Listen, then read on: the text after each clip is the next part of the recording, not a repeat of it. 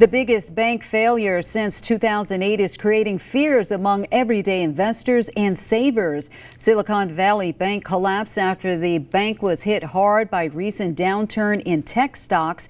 And now we're learning about another bank that's in trouble. WTVA's Michelle Martin is live in the studio flashing her money. She talked to a local financial advisor about what Silicon Valley Bank's failure means for your money. Michelle?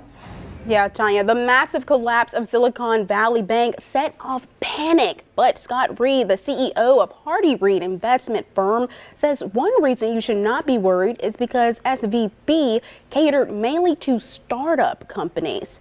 Reed says with startup companies, there is always a cash flow issue. With higher interest rates and a decline in stocks, the startup companies have a hard time and they need their money, but when they try to get it, it's already invested in something else. And then that's when the panic sets in. SVB had customers withdraw more than $40 billion in just 2 days. Silicon Valley was the 16th biggest bank and the largest bank to fail since the financial crisis 15 years ago. Reed says you will not see your regular banks like Renaissance or Cadence Bank heavily invested in startup companies. For the average bank out there, this situation, there may be other situations out there I don't know about.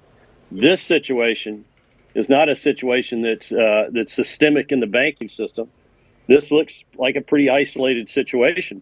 The government is also making sure customers will have access to their money from New York-based Signature Bank since they closed over the weekend.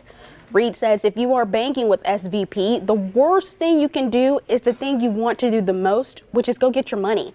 He says to wait and let the system work its way out of the situation.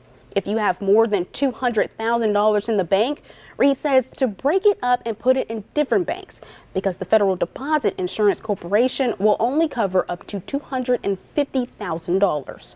Live in the studio, Michelle Martin, WTVA 9 News.